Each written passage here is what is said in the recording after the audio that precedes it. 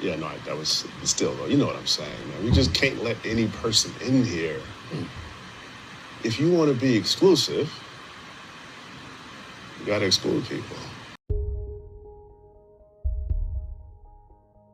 So, while we're in Black History Month, we have a difficult subject that needs to be spoken about. For the most part, if you watch my videos or are slightly awake to the lies of this world that we are born into, then secret societies are not a big shocker to you. And we can mostly correlate a majority of the agendas going on in this world with the different secret societies. Some are very well known and heard of, like the Freemasons or Skull and Bones, though we don't know a great deal about them besides what they allow others to know or what insiders have revealed and exposed. But there are many others, some that are high up in the food chain or hierarchy of dominance that are not even known of by the majority. Most people have never even heard of them, though they have yielded a great deal of influence. And this topic that I'm about to discuss will discuss one of these least known societies. And though in the grand hierarchy of this pyramid, they are not very high in importance. In the Black community though, in America, they are extremely high, and most Black people have never even heard of them. They are the gatekeepers of the Black community, and if you do not understand them, you will have so many false beliefs and attitudes of Black America, our struggle, civil rights, and many other subjects that will not be corrected if they are not understood. Now, though we're talking about a subject that targets a specific race, this is not a racial issue. Regardless of your race, you must understand this group because they have been used secretly against the population. Yes, their sphere of influence and their target market was and is the Black community in America, possibly around the world, though I would admit my research hasn't taken me that far yet. But if you are paying attention to the agendas being carried out today, you can see that this is understanding everyone should have. Whoever you are, you have to understand this group. You must understand the Black Boule. Let's begin. Okay, so I have had this topic on my heart for a while now. A little while ago, I started preparing this video. I realized I couldn't talk about this subject without laying foundations. You can't talk about the Boule without understanding Prince Hall Freemasonry, which is why I made that other video. It's on my website. But then I knew I couldn't talk about Prince Hall without discussing Freemasonry and what it was, which is why that video was made first. This information must be understood and peeled back in layers. So if you've not watched those videos, please go back and watch those videos before you proceed with this one. There may be information you are missing that doesn't completely allow you to connect all the dots. Now, before I get into the breakdown of what the Black Boule is, we need to go back in time. Let's go back to the times of slavery. During the times of slavery, we had plantations. This was large farms in the colonies of America that used the enforced labor of slaves to harvest crops like cotton, rice, indigo, sugar, tobacco, and other farm produce for trade and export around the world. This trade and export was how America was built. On this plantation, we had two different classes or groups of people. We had the masters and the slaves. There was no crossing between these classes. A master never became a slave, and a slave never became a master. Well, that's not entirely true. Eventually, there were slaves that became slave owners.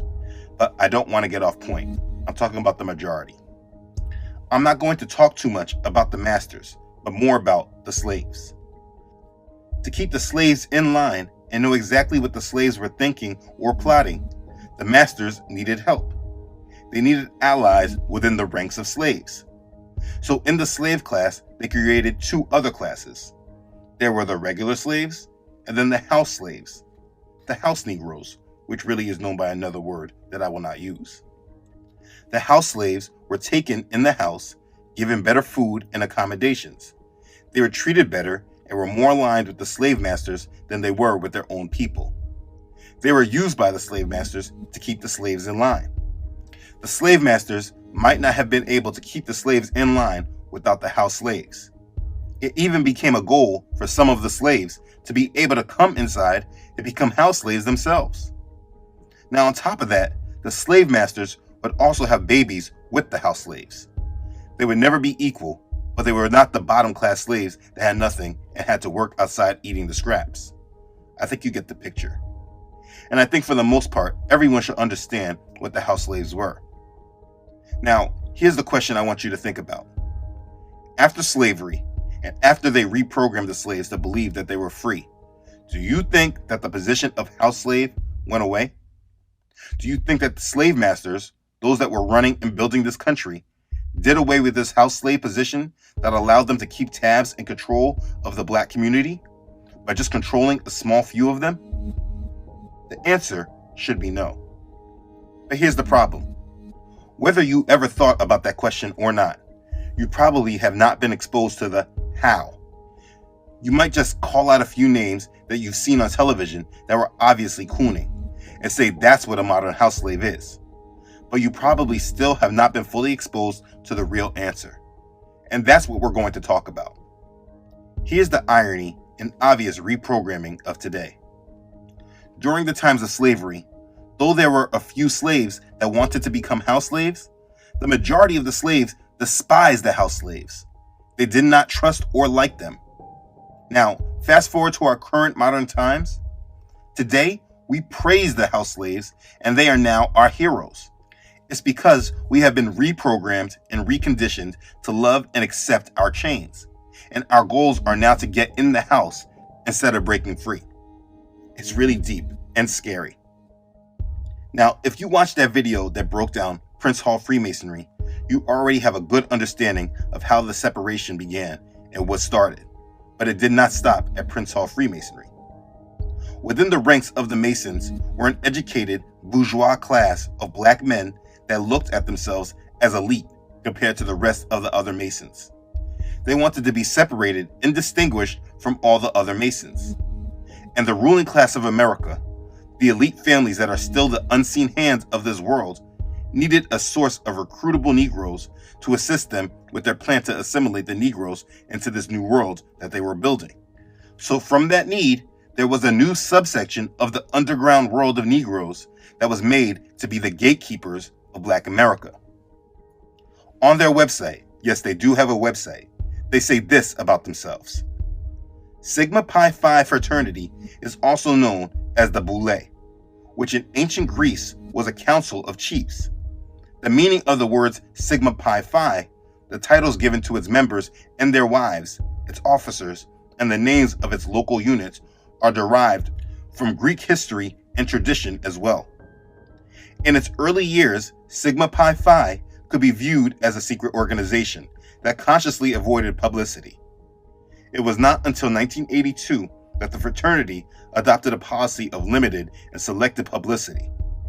Although no longer secret, today it can be described as a fraternity that exists with little fanfare and one that actively seeks to improve the lives of the citizens in the communities in which the members are associated through its social action and public policy programs and initiatives. From its founding in 1904, with 6 members in the city of Philadelphia, Pennsylvania, Sigma Pi Phi fraternity has deliberately grown slowly, as the emphasis has always been on quality and not quantity. Yet, it currently has nearly 5,000 active members who are affiliated with 134 member Boules in cities across the breadth of this nation and in Nassau, the Bahamas, and London, the United Kingdom. It has welcomed and continues to welcome into its fraternal bond some of the most distinguished men in the world. Its members have included such men as W.E.B. Du Bois, Carter G. Woodson, Martin Luther King Jr., Benjamin E. Mays, Ralph J. Bunche, James Weldon Johnson, Charles R. Drew, Daniel Hale Williams, Percy L. Julian, Charles H. Wesley, Oliver W. Hill, Paul R. Williams, John Hope Franklin, A. Leon Higginbotham, Ulysses K., Arna Bontemps, Arthur Ashe, David H. Blackwell, Robert C. Weaver, Ronald H. Brown, and the list goes on and on. Its past as well as its present members have been and are leaders in the struggle for civil rights, social justice, economic and educational equality, and in the implementation of public policy and healthcare initiatives that aid our underserved communities. And that's what they tell you on their website. They have apparently taken this fact off of their website, but in Boule member Charles Wesley's book, History of Sigma Pi Phi, a book that I will be quoting from often in this video. In the book, when speaking about the founder Henry Minton, who I will speak on more briefly, Wesley writes this about Minton. His dream and ambition were to organize a Greek letter fraternity and to have its members not to be selected on the basis of brains alone, but in addition to congeniality, culture, and good fellowship, that they should have behind them a record of accomplishment, not merely be men of promise and good education. In summary, Minton wanted to create an organization which would partake, in his own words, of the tenets of Skull and Bones at Yale and Phi Beta Kappa. Yeah, so you can see now in this age of information why they would have removed that from their site. If you remember, Skull and Bones was a secret society that both George Bush and John Kerry claimed to be part of in the 2004 presidential election. You were both in Skull and Bones, the secret society. It's so secret we can't talk about it. What does that mean for America? The conspiracy theorists are going to go I'm wild. sure they are. I don't know. I haven't seen the web. Number 322? First of all, he's not the nominee.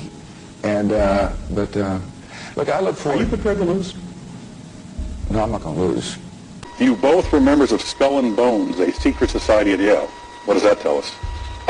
Not much, because it's a secret. They were in the same secret society, but could not tell us anything about it. Wikipedia says this about the secret society. And no, Wikipedia should never be your first source of information, but it's a good quote. Skull and Bones, also known as the Order 322, or the Brotherhood of Death, is an undergraduate, senior, secret student society at Yale University in New Haven, Connecticut.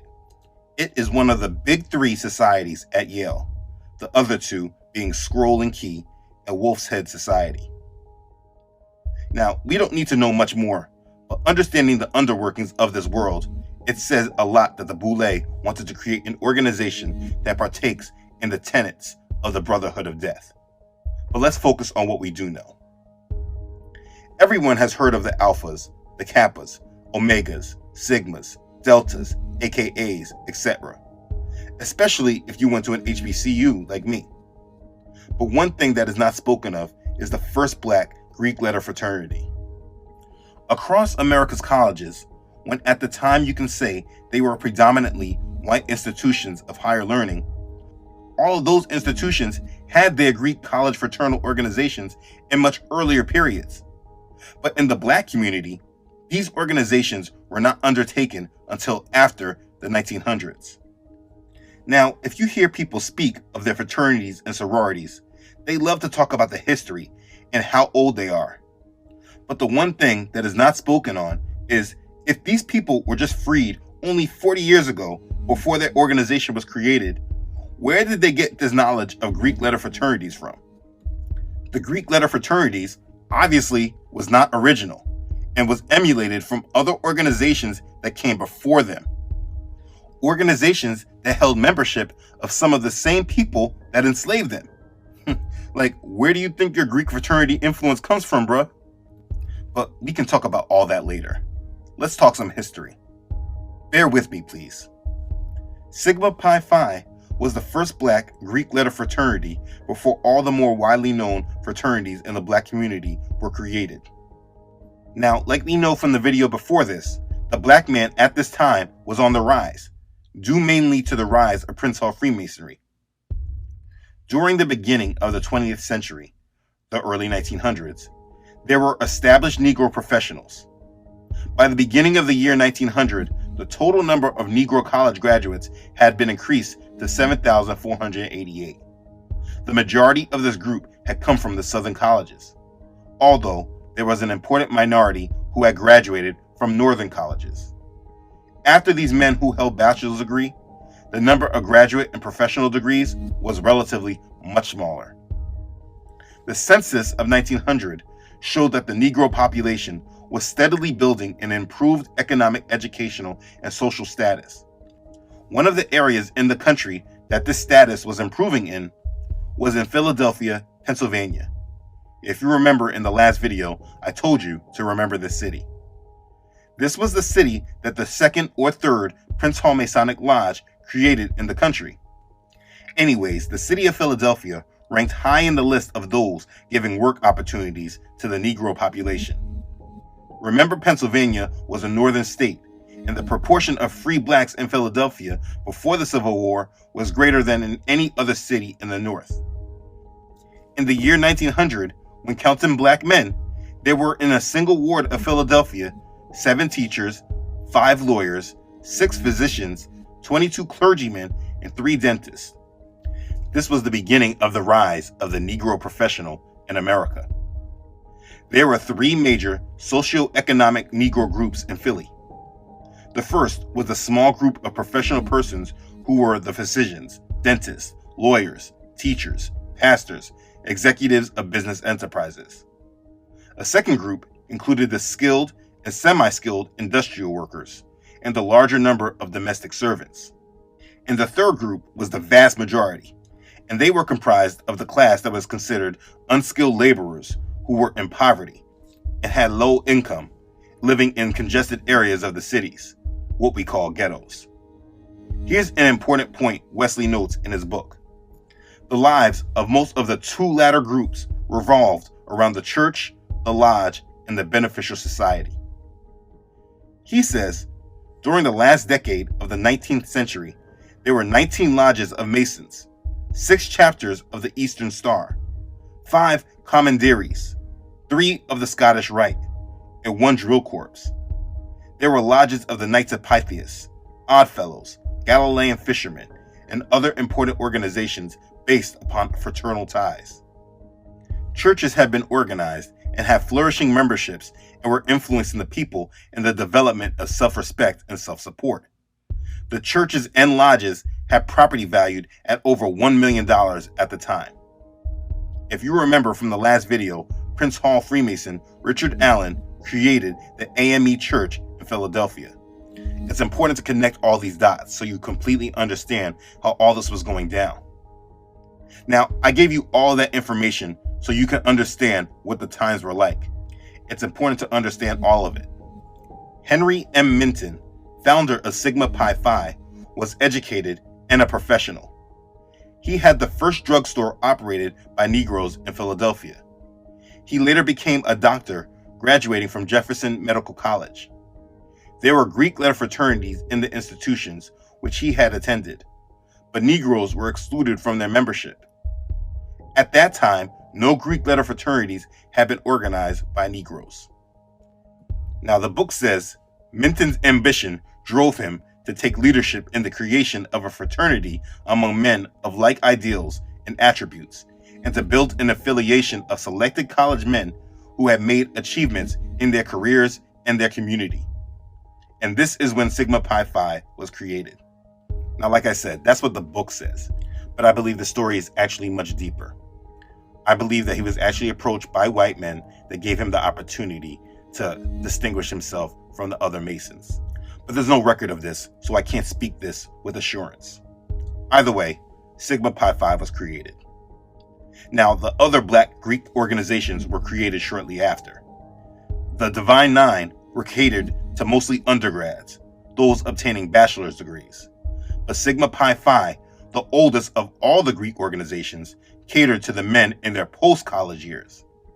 This fraternity was planned for men who were graduates of college and were engaged in professional activities in their communities. In Minton's words, there were many men in the community of good training, intelligence, and culture and congeniality who were not intimately acquainted with one another. For the good of themselves and the community, they should be gathered together in some kind of organization. So let me put that very simply. These men serve themselves. It's a common idea in the black community that many of us are like crabs in a barrel. No one can rise because we're always pulling each other down. These men should be credited with the creation of that condition in our community. But I digress. The historic birth date of Sigma Pi Phi is May 15th, 1904. This is their Founders Day. It was at this time the concept of Boule was formed. Boule, also known as the Council of the Chiefs, the leading noblemen, or the heads of families. The Boule of Homeric times was a body of princes who were advisory to the king. The question we should ask ourselves is, who is this Boule council and advisors to? History will show that they were advisors of dealing and keeping the black community in check. Yeah. Now, another word used more generally than Boule was the word archon. They use that word often and is mainly a title for their members. They say this designation was a title given to the highest magistrate in Athens and many ancient Greek states. But in a simple search, like in the Britannica, you can see that in Gnosticism, archons are actually more like demons, fallen angels that are servants to the demiurge, Satan. The archons are tyrannical and limiting agencies who rule over humanity and creation in order to enhance their own self-importance and glory. Yeah, so the name is fitting on why they call themselves this. But they do not rule over humanity, just over the black community in America. Now, their books do not mention that they took orders from others in higher positions that were not necessarily in the community of race. But if you understand the underworld, you understand this is how it was. They said that they wanted to be like Skull and Bones, and those societies all were under the leadership of the family bloodlines that held power over centuries. Now, I will stop with the history. If you want to know more about them, they are an important subject you should know and research. Ask a majority of your parents and grandparents about Sigma Pi Phi or the Boule, and I guarantee a majority of them would not know of them. They made sure that they were very secretive and under the radar.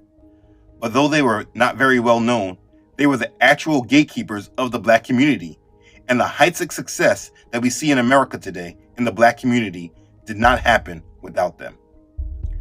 And so as their influence and power spread secretly among the black community, they then became what we ultimately decided were our life goals. Without knowing the fraternity that our black leaders were associated with, like Prince Hall Freemasonry and the Boule, we just knew about their success, and they later became our standard and what we were trying to strive to be like. You see, here's the deal. When money, power, fame, and wealth are the primary drivers of our lives, it's very easy to implant those that have been given keys to the kingdom as our examples and who we would like to be like. It's because we're only looking at few things: the money, power, fame, and wealth. It's how Instagram models have become a center of influence in today's world. Early on in the Boule, these men were included not only by their status and success, but also by their skin tone. Many of these men could also pass for white men, which made them able to be accepted easier amongst those in control. These are the founders of the Boule. You've heard of the brown paper bag test.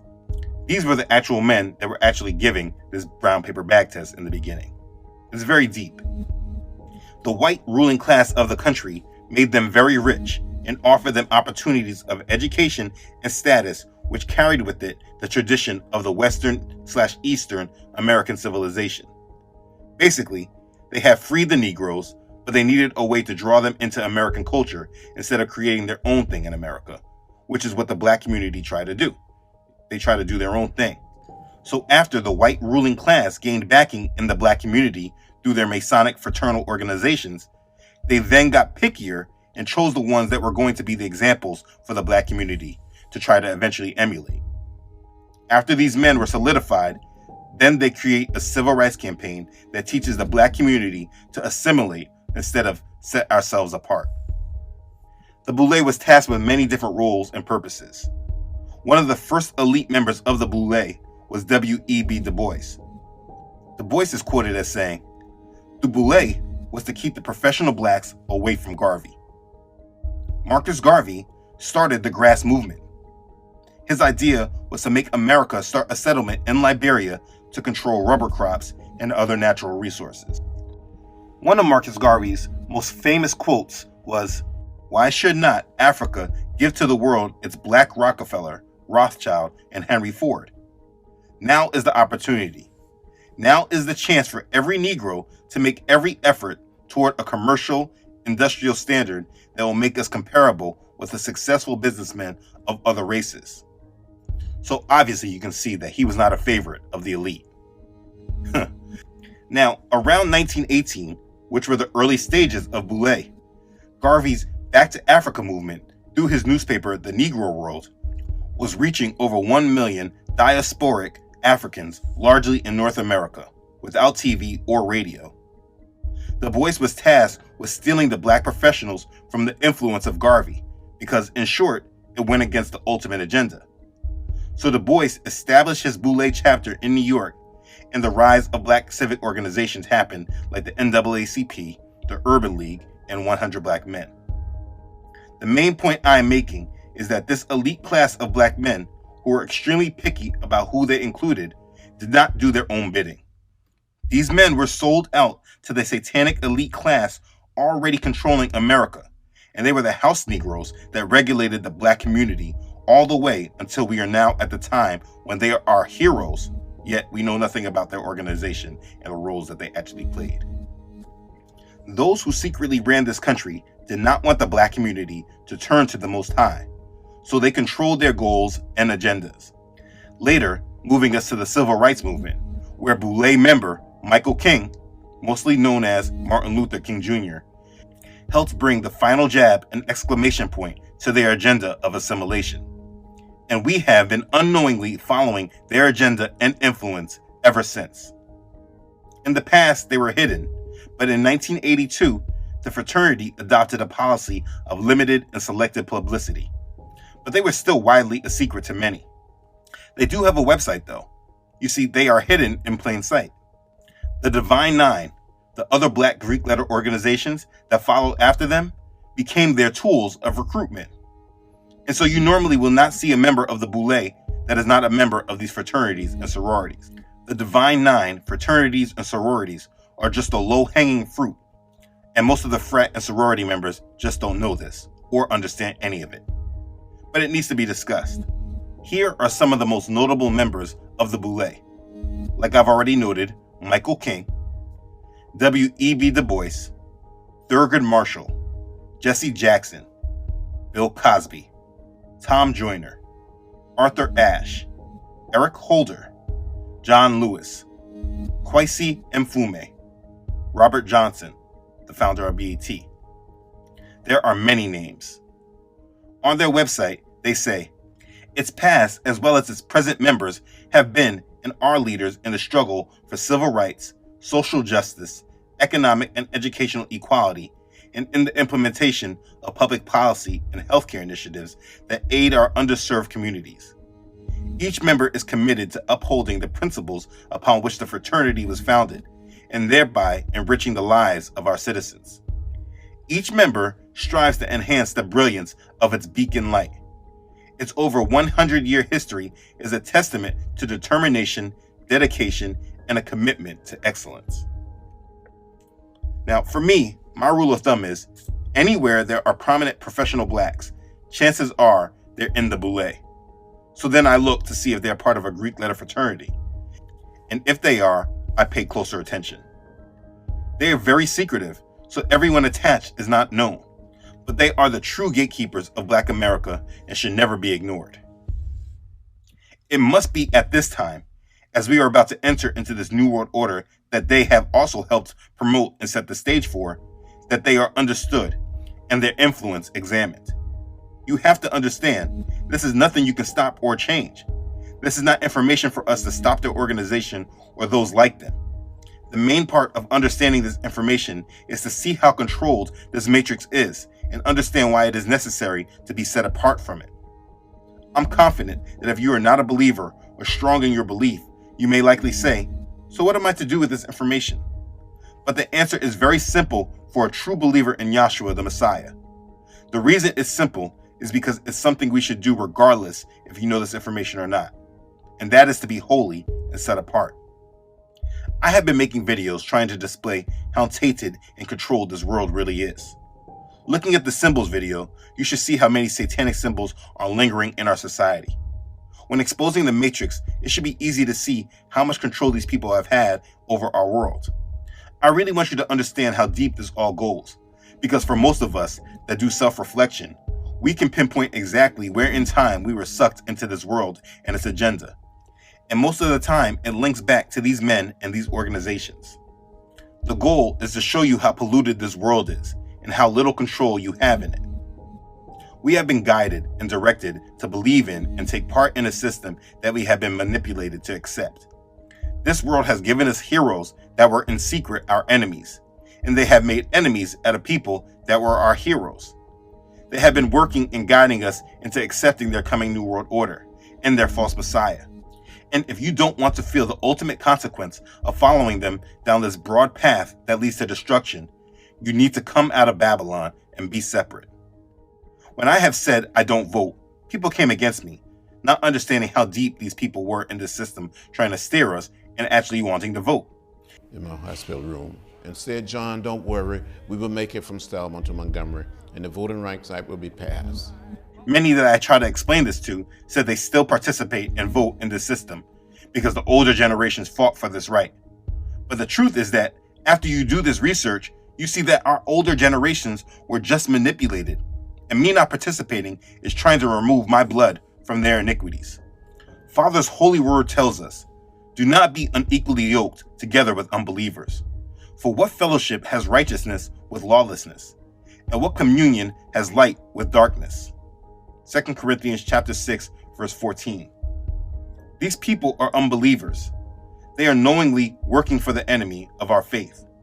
They are agents of darkness masquerading as agents of light. They are promoters of lawlessness. We should not be in communion with them. But sometimes it's hard for this mentality to be understood if you have not really been exposed to this information. But in this time, before the wheat are separated from the tares, Father is giving us all a chance to repent and choose our side, and He is allowing you to be informed of what has been done in darkness. But it's up to you to choose. If we say that we have fellowship with Him and walk in darkness, we lie and do not practice the truth. But if we walk in the light as He is in the light, we have fellowship with one another, and the blood of Yahshua the Messiah, His Son, cleanses us from all sin. 1 John chapter 1, verses 6 and 7. Much of what we do and how we live today has been manipulated by agents of darkness, promoting their God of this world to us. Just because you see things are labeled as a black agenda doesn't actually mean that it's good for you. Just because we were slaves and treated as half a person does not mean that we must seek equality from the same people who did the oppressing. The only reason they are showing another side right now is because they are using us and they want to tie us to their fate. This is not a black or white issue, though this agenda has been heavily marketed to the black community. This is a very spiritual issue that has been covered and masqueraded by Satan through an illusion of race, but it is so much deeper than skin color. That's another subject. The bottom line is that you need to make a decision on whose path you are on, whose agenda you are fighting for and following. There is a civil rights agenda that is on par with Michael King's dream, that is tied with the promised land of a new world order. That has to be discussed deeper. And there is the actual promise of our Father in heaven, to be in His kingdom and be in full fellowship with Him as He establishes His new Jerusalem and takes away all unrighteousness on this earth. These organizations we discussed have been acting like we all are on the same goal when we are not. There are not many paths. There are two paths in this road, and you need to decide which one you're going to go down. This information was given to you so you can see what has been hidden from you. In the end, it is up to you, the path you choose. It is time to get on the narrow path and follow our Savior and not be steered by this world. It's time for you to choose now. What will you choose? Make sure you choose our Father in heaven and be ready for Him, because the time is almost up on all these lies and illusions. Come out of Babylon today, her ways and mindsets, and be redeemed. The time for your decision is now. Be blessed. Okay, thanks again for watching. If this has blessed you, please don't forget to like this and share it with others. If you have not done so already, please don't forget to subscribe to this channel. Elohim willing, I upload every Friday. Don't forget to follow this ministry on Facebook and Instagram, as well as on my website, truthunedited.com. As always, I really would like to thank all of those who support this ministry. Your contributions have been an extreme blessing to this ministry, and I'm very thankful for you. Thank you for being a blessing, and thank you for your continued support to this mission. Okay, thanks again for watching, everyone. I love you all.